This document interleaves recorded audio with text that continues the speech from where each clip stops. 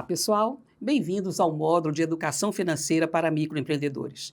Este módulo faz parte do curso de Gestão Financeira e Crédito para Microempreendedores Individuais e Micro e Pequenos Empresários. Eu gostaria de começar com vocês falando algo que pode parecer básico e meio lugar comum, de que a educação financeira é essencial para o êxito dos negócios. Mas eu não falo só por mim. Pesquisa do Sebrae de 2020, mas que trata do período de 2018 até 2021, cita que o encerramento das empresas, né, em até 5 anos, ela se dá por vários fatores, mas principalmente porque há um pouco preparo pessoal do empreendedor, ou seja, o estudo, a pesquisa, o debruçar-se por analisar o negócio realmente não é considerado. Pelo planejamento deficiente, ou seja, eles não se planeja. Há um entendimento de que a maioria dos empresários que não tiveram êxito realmente nesses 5 anos não planejaram seu empreendimento ou planejaram simplesmente por um pequeno período de 6 meses. Um outro elemento é a gestão deficiente. O empresário não acompanha o seu negócio, não está ali vendo o dia a dia, vendo o que ele pode modificar para poder melhorar todos os seus processos. Um outro elemento é problemas no ambiente, ou seja, no caso do período estudado, a pandemia foi um fator preponderante para que algumas empresas que não se prepararam, que não vislumbraram outros cenários, realmente encerrassem suas atividades. Um dos itens que causa maior preocupação para o pequeno empresário é justamente essa questão de misturar os patrimônios, de misturar o caixa pessoal com o caixa da empresa. Super entendo que é uma tentação grande. Às vezes, objetivando agilizar alguma situação, pagar algumas contas, por exemplo, a conta de energia da sua casa, você pagar com recurso da empresa, ou pagar, por exemplo, os custos da festa de aniversário do seu filho, também com recursos da empresa. Isso tudo numa intenção assim sincera em devolver. Mas eu vou utilizar aqui, eu coloco isso realmente no fascículo, que deveria ser proibido, realmente deveria ser proibido que se usassem esses recursos. Isto por quê?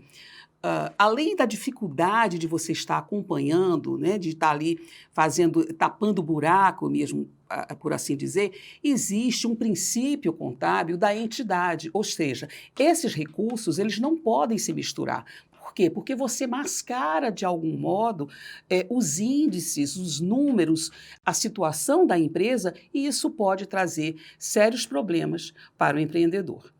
Existem algumas dicas, e eu queria colocar aqui na tela, vocês vão poder observar, para vocês não terem dor de cabeça. Um dos itens, por exemplo, é que você possa ter contas bancárias separadas. Sim, isso é importante. Você não pode ter a sua conta de pessoa física, e a maioria de nós tem, e com esses recursos pagar contas da empresa e vice-versa. Então, é extremamente saudável para a sua empresa que você mantenha essas contas separadas. Uma outra situação que você precisa ter, e muitas entidades bancárias já fazem, é lhe dar um cartão empresarial. Sim, porque dificilmente você anda hoje em dia com recursos financeiros. Então, pagando com cartão, você pode utilizar o cartão da sua empresa. Resistir aos tapa-buracos, isso é fundamental, gente. O tapa-buraco faltou dinheiro na minha conta pessoa física, eu tiro da empresa e coloco aqui e vice-versa. Isso realmente é algo que não pode acontecer. Uma outra situação é o acompanhamento do fluxo de caixa da empresa. O fluxo de caixa é algo extremamente importante e realmente o microempreendedor, o gestor, ele precisa estar ali acompanhando o dia a dia. E, finalmente, utilizar algum sistema. Sistema, você tem hoje no mercado sistemas, softwares de todos os portes, né? Você tem aquele mais simples, tem o mais robusto, você pode ter por módulo, e se não for dessa forma, você acompanha numa planilha. Gente, acompanhar, ter o retrato da tua empresa, ter o retrato do teu negócio ali, ele pode ser feito até numa simples folha de papel. Isso é tranquilo. Uma outra grande preocupação de quem tem qualquer negócio, de quem empreende, é a questão do Prolabore. O que vem a ser isto? O Prolabore é uma remuneração que é devida como se fosse um funcionário, um outro colaborador fazendo aquela mesma atividade, tendo aquele mesmo nível de responsabilidade. É quanto você, enquanto sócio, enquanto empreendedor, vai poder retirar da sua empresa como remuneração, é o seu salário. E aí o Prolabore, ele não só remunera o empreendedor, como também garante todos os benefícios, né? Tais como a utilização do INSS para uma eventual licença, aposentadoria, uma licença maternidade, enfim, todos os direitos que são cabíveis a qualquer trabalhador. Mas olha, não pensa que você pode chegar e dizer simplesmente, eu hoje quero um Prolabore de R$ 10.000, amanhã eu quero de 5. Não, o Prolabore ele não é definido ao bel prazer do empreendedor. Ele precisa estar devidamente acordado. Se você tiver mais sócios, isso precisa estar dentro da rotina financeira da empresa e isso há um custo. Não é? Existe um custo fiscal até elevado no Prolabore. Sobre o Prolabore, você incide INSS, inclusive o laboral, há uma incidência de imposto de renda e existe aí um detalhe, é importante colocar, porque é justamente aí que a Receita Federal pega muitos empreendedores. O Prolabore precisa estar devidamente registrado na declaração do imposto de renda da pessoa física. Um outro item da pesquisa do Sebrae, a qual me referi no começo, ela coloca que 17% dos empresários que não tiveram êxito nos seus 5 anos é a questão do planejamento. Então, 17% dos empresários não fizeram nenhum planejamento e 59% deles fizeram apenas para 6 meses. E aí você poderia me perguntar, professora, mas quando eu devo planejar? A minha resposta é sempre. Você sempre deve planejar. Ora, se até num churrasco em casa, não é? Numa viagem de família, você faz um planejamento, por mínimo que seja, imagine numa empresa onde você tem tanta responsabilidade, às vezes pessoas dependendo de você e uma nítida intenção de que aquilo dê certo. Então, o planejamento ele é fundamental. Na telinha aí você vai observar alguns elementos que são essenciais, são os básicos para você realizar qualquer planejamento. Então, a primeira coisa que você precisa fazer é analisar a situação atual, partir do ponto zero. Ou seja, ver como é que a tua empresa está naquele momento. Eu voltaria até um pouquinho para dizer que o planejamento ele não se dá tão somente com a empresa já em funcionamento. Você deve planejar, sim, antes da formalização.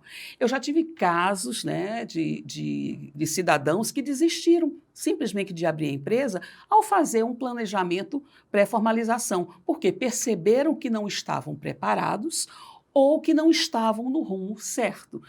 Precisariam mudar, talvez até de negócio, até de ramo. Então, fazer essa análise, ela é fundamental. Partir do ponto zero, ver onde você quer chegar. Existem ferramentas no mercado bastante interessantes, mas uma que é gratuita e você faz na tua própria empresa sem sair do lugar é a SWOT.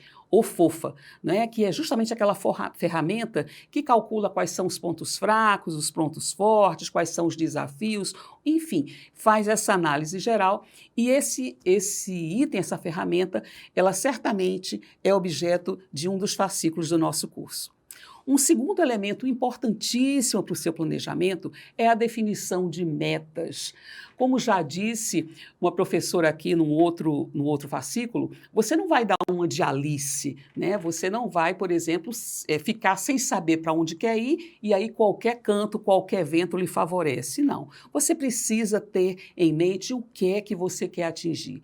Isso em todas as questões da tua empresa. Você pode dividir por setor, você pode definir que seja uma meta para a empresa toda, que seja uma meta por colaborador, mas a meta ela precisa estar bem definida. Você precisa saber para onde você quer ir e, a partir daí, traçar, né, que aí já é o nosso próximo ponto, criar um plano de ação para atingir essas metas. Não é? O nosso plano de ação é exatamente saber o que você quer fazer, quando fazer, por que fazer, e ferramentas existem também e serão abordadas em outro fascículo deste curso. Nós temos, por exemplo, a 5W2H e nós temos o PDCA, que vocês verão com maior detalhamento em um outro módulo. O quarto item seria elaborar um orçamento anual. Sim, muito embora você faça um acompanhamento passo a passo, é importante que você saiba no período de 360 dias, como você vai se comportar, o que você vai gastar, o que você vai precisar investir. Então, a elaboração desse orçamento anual é muito importante também para fazer o seu planejamento. E um quinto item é a previsão de cenários. Ninguém é mãe de Ná aqui para fazer prognósticos difíceis, coisas negativas, não. Mas prever cenários alternativos, ter um plano B, é algo extremamente saudável para a sua empresa. Por exemplo, você pode fazer um cenário de que você consiga, por exemplo, atingir todas as suas metas. Então, isso vai ser maravilhoso, certamente você terá lucro e a vida seguirá. Você pode também montar um outro cenário, que é o de não atingimento das metas ou atingimento parcial. Isso certamente vai te dar uma outra diretriz, vai te dar um outro sentido de direcionamento na tua empresa. E aí, planejou? Já tem o conhecimento? Vamos pôr em prática? Até porque conhecimento só prospera se for colocado em prática, né? E aí a gente sugere a gestão, o acompanhamento ali bem de perto de alguns controles que a tua empresa precisa ter. E que você faz, eu insisto aqui em dizer, quando a gente fala em acompanhar, em controles, a gente não está falando necessariamente em sistemas, em softwares, em planilhas. Não, gente, uma folha de papel pode resolver isso daí, mas você precisa conhecer, você precisa ter essa fotografia em preto e branco da empresa. Então, um controle que você precisa acompanhar de perto é o controle diário de caixa e bancos da tua empresa. Por intermédio dessa ferramenta, você conseguirá ver quanto entrou no seu caixa e quanto saiu, seja em espécie, atualmente seja em Pix. Isso para quê? Isso vai fazer com que você determine, por exemplo, quanto é que você precisa ter no teu caixa ali em dinheiro com você no dia a dia, em espécie, em dinheiro. Quanto você precisa ter no banco e fazer a conciliação diária disso, conciliação bancária diária. Então, é um controle diário realmente de tudo que entra e sai em espécie, em dinheiro ou Pix do teu caixa. Um outro elemento é o controle diário de vendas. Quanto você vendeu no dia? Qual item que foi mais vendido? Qual vendedor que teve uma melhor performance? Por que o produto A está vendendo mais do que o produto B? Então, a partir desse simples controle, você pode ter insights, você pode ter, não é, realmente ideias muito interessantes que podem realmente movimentar a tua empresa. Um outro item que vocês precisam controlar é o contas a receber. Ele pode ser mensal. Quanto que você tem de receber? A receber, isso eu estou me referindo a vendas a prazo, né? Porque as vendas à vista já ficaram lá no nosso controle diário de recebimentos. Mas quanto eu vou receber? Em qual prazo? Em que tipo? Eu estou vendendo mais no boleto? Eu estou vendendo mais... de que forma eu estou vendendo? No cartão de crédito? Que medidas eu posso tomar a partir desse controle? Então, é extremamente importante você saber ter esse controle mensal de contas a receber. E aí eu já parto para um quarto elemento, que é o de contas a pagar. Eles precisam estar casadinhos ali. Sim, porque é importante que você só faça o seu pagamento após você receber. Então, esses dois controles, eles precisam caminhar juntinhos, para que você não tenha nenhum problema e tenha que recorrer a algum financiamento imediato, o que não é muito legal para a tua empresa. Fluxo de caixa. Gente, a gente não pode viver sem o fluxo de caixa. O fluxo de caixa que você precisa acompanhar mensalmente, ele analisa, né, a previsão de como vai estar a tua empresa no futuro. Então, por exemplo, é possível que acompanhando o seu fluxo de caixa, você perceba que no mês de agosto você entenda que precisa buscar um financiamento para quê? Para comprar matéria-prima, porque o final do ano está chegando. Então, você tendo esse controle, você tendo essa previsão futura de como vai estar tua empresa, de como vai estar tua questão financeira, você pode estabelecer melhor. Esse item, gente, ele é um item tão importante, mas tão importante que há um fascículo específico de fluxo de caixa neste curso. Um outro elemento que as pessoas deixam muito de lado, mas eu sugiro que você fique bem atento, é o controle do teu estoque. Gente, estoque é capital de giro. Estoque você investiu ali. Então você precisa entender perfeitamente qual é o teu produto que está tendo uma melhor saída, qual é o teu produto que encalhou.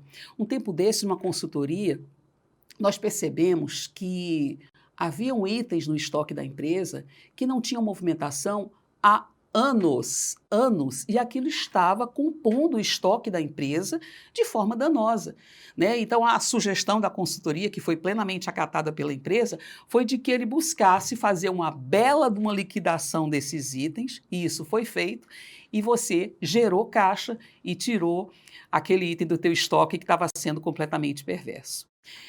Um outro item que precisa ser bastante verificado é a apuração mensal dos resultados da empresa, né? Você precisa conhecer como está a sua empresa, saber para onde você está indo, e isso é fundamental. Esses controles, eles podem e devem ser feitos, não é, sistematicamente, não necessariamente por você, microempreendedor. Se você não tem o conhecimento necessário, se você não tem expertise para aquilo ali, procura quem possa fazer por você, né? Busca ajuda, contrata alguém que saiba, que tenha esse conhecimento e que possa fazer. A gente só não pode deixar de fazer. E aí eu queria passar para um item que é extremamente importante, que é a questão do endividamento. Quem é que gosta de se endividar aqui? Eu, como pessoa física, não gosto. A empresa também, em tese, não deve gostar. Mas existe uma diferença fundamental, e é importante que fique claro, entre endividamento e inadimplência. São coisas absolutamente distintas. Endividamento é tudo que você deve, e a inadimplência é o que você deve, mas não paga. Então, são situações distintas. Mas, voltando para o endividamento, eu queria dizer para vocês que ele pode ser de curto e de longo prazo. O de curto prazo são aquelas situações onde o pagamento se dá, né, até 12 meses, até um ano, e o de longo prazo após esse prazo.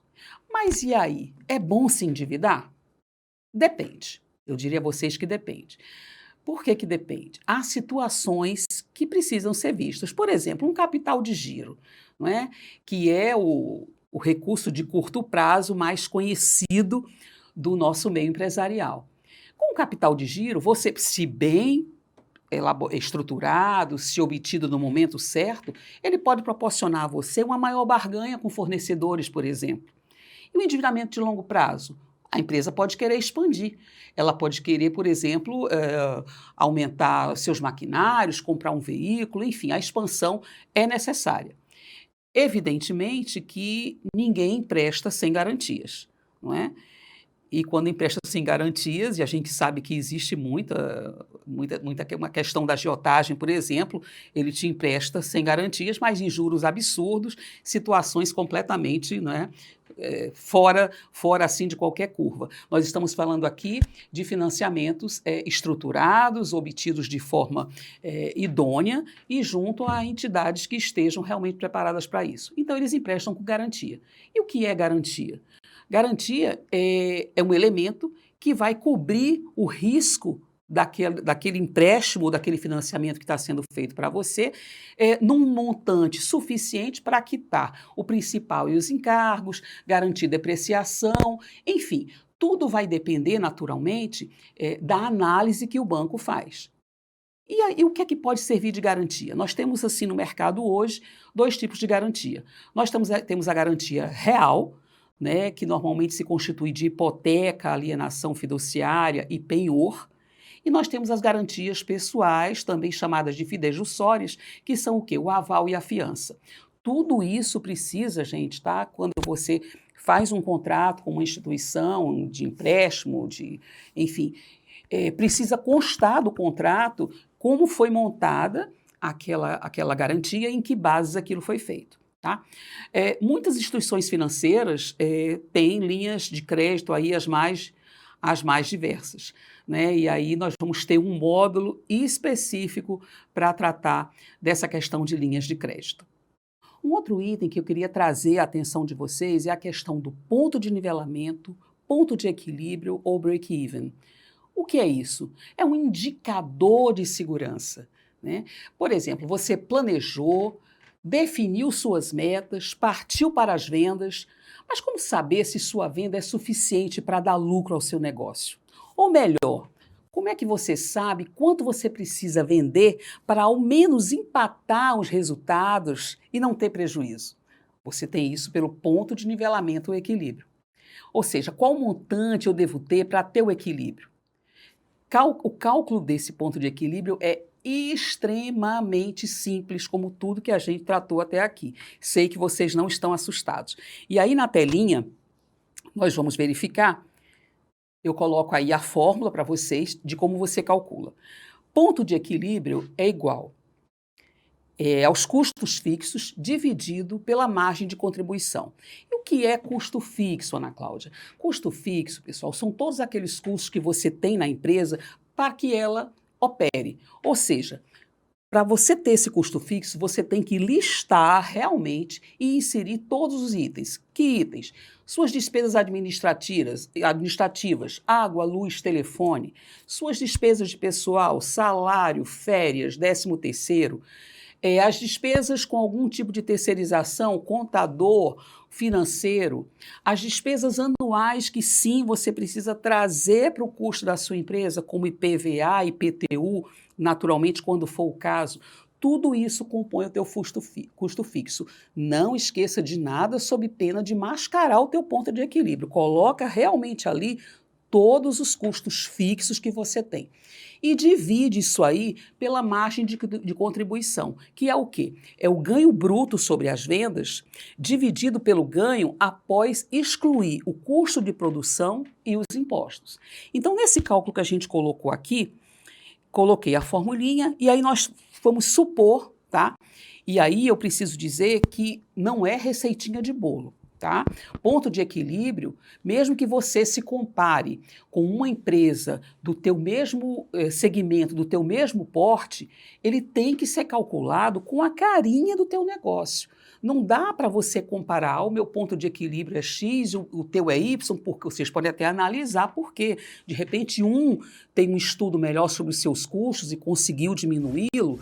Enfim, existem várias formas de você tentar rever aí, mas o ponto de equilíbrio ele é individual, ele é da tua empresa e ele é extremamente dinâmico. Sim, porque se você percebe que você pode reduzir algum custo, você já tem que calcular, recalcular aí o teu ponto de equilíbrio. Então vamos lá. No exemplo que nós temos aí na telinha, a gente imaginou, por exemplo, que seja uma fábrica de calças jeans voltada para o público masculino e ela tem o quê? Ela tem de custos fixos R$10.000. Tá? É o custo que ela tem, número redondo, só para facilitar os cálculos aqui, com todos os custos fixos da empresa. E aí, nós temos 58% como a margem de contribuição. Fazendo a nossa divisão aí, né, nós obtivemos 17.241,38. Ou seja, para que eu possa cobrir todos os meus custos e equiparar, ou seja, não ter nenhum prejuízo, nivelar, ter um equilíbrio, eu preciso, desses meus 10 mil, vender 17.241,38. Vejam como é interessante. E por aqui passa uma série de outros conceitos que vocês vão observar no decorrer desse curso, como, por exemplo, o cálculo do preço de venda. Há uma série de outros elementos que podem contribuir, mas só para vocês terem uma ideia de como é importante você ter o cálculo desse ponto de equilíbrio. E aí, pessoal, a partir desse 17.241,38, tudo é lucro. Evidentemente que você quer aumentar, né, muito mais isso daí. Mas é desta maneira. E aí? Muita informação? Mas foi suave, não foi? Simples assim.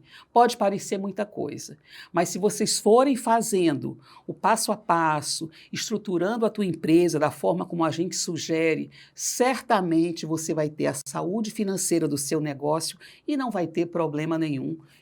E vamos rumar ao lucro.